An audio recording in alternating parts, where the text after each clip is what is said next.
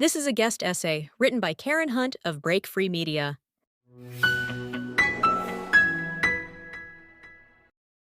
I thought it would be interesting to show you what the Arab world sees as they watch the hostage release ceremonies put on by Hamas, from the perspective presented to them by Arab news stations. The population of the Arab world in 2023 was about 473 million inhabitants. When I lived in the villages of Luxor, Egypt, and visited the homes of families in the villages, they all had a TV, and it was always on. Mostly it's soccer for the men and soap operas for the women. But they also watch a lot of news, and this is an example of what they would see.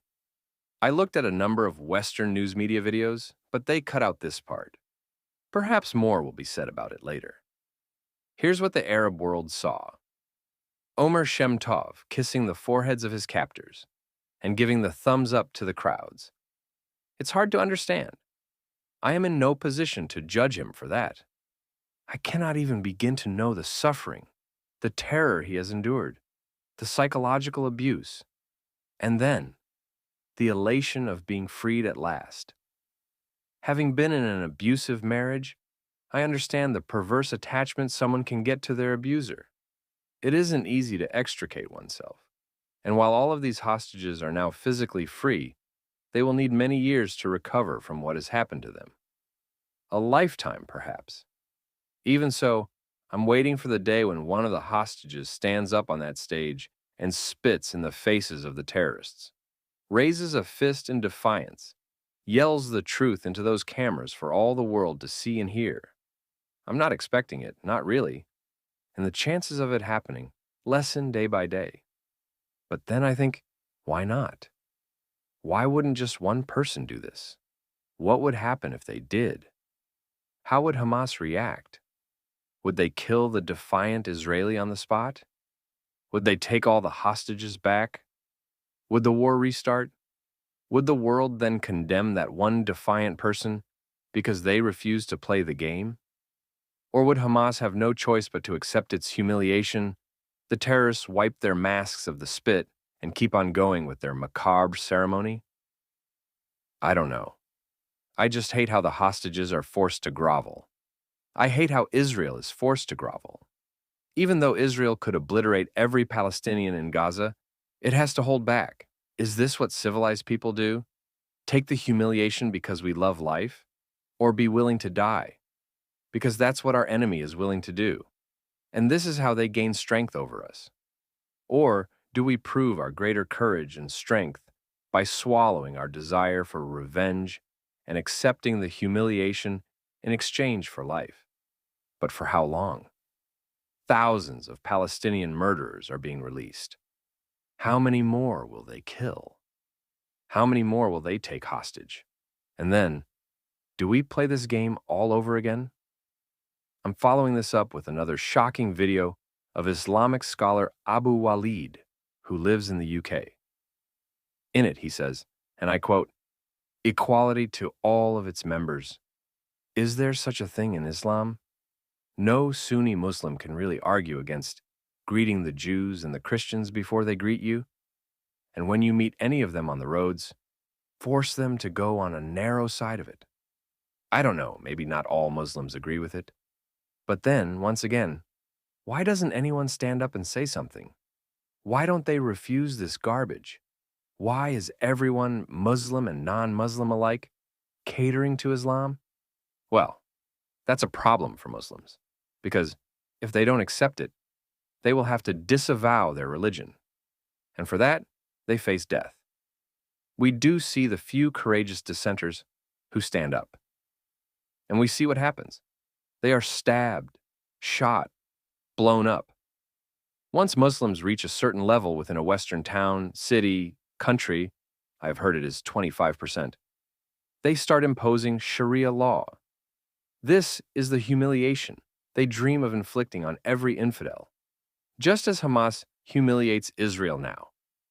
Make no mistake, the imam in this video is not giving some fringe talk. I could post video after video of scholars and religious leaders saying similar things to mosques filled with believers. I experienced this myself. the complete disdain beneath the surface of every smiling face in Luxor. I cannot tell you how many horror stories I hear of Western women who fell in love and married Egyptian men, reverted to Islam, took their husbands back to their home country, got their husband's citizenship, stayed married 5, 10 years, maybe had a child or two, only to find that the men they married had been sending money back to their wives in Egypt that they had married at some point over the years, and with whom they now have 2 or 3 more children. At that point, the Western wife has to make a decision. Sometimes she accepts what has happened, because she doesn't know what else to do. Sometimes she even agrees with it because she is Muslim, and she has learned to submit to her husband. If she does not agree, her husband often steals the children he had with her and takes them back to Egypt to be raised by his family, and she never sees them again. Or he brings his Egyptian family to his Western home, and that is how they populate a new country. This happens thousands upon thousands of times, I can assure you. Any child born to a Muslim man is a Muslim. The mother and her religion are irrelevant. I don't know why Western women put up with this, but they do. They don't seem to understand the consequences, or they just don't care. Like, most people don't care. If you explain to them about the caliphate, they don't believe you. It's maddening. Where is the strength in the West? We really need to renew our faith, morals, and principles to stand up against a cult that is laser-focused, determined, devout, and will do anything, even die, for what they believe. This is their goal. When people in the West self-righteously argue that Israelis should just allow all the so-called Palestinians in and let Israel become a Muslim-majority country because that would be democratic, this is what would happen. Israel's not as stupid as the UK. As I listened to this idiot imam, I was wondering, why would a Westerner put up with such humiliation? Why would they not turn their anger on the Muslim who takes over their community or city and makes so-called infidels submit to them? Why wouldn't they be overcome with rage and refuse to do the Muslims' bidding? I would rather die fighting than live under such humiliation. In Luxor, when I stood up for Gitta, the woman who was going to be attacked inside her villa in the night, not a single foreign woman living in Luxor came to her aid. I was the only one. It was so frustrating. If they all got together and formed an alliance, if they all stood up against their oppressors, things would have to change. But they are too afraid, too distrustful of one another. Their husbands have made sure of this. The result of bowing to those who oppress you is that you lose all respect for yourself.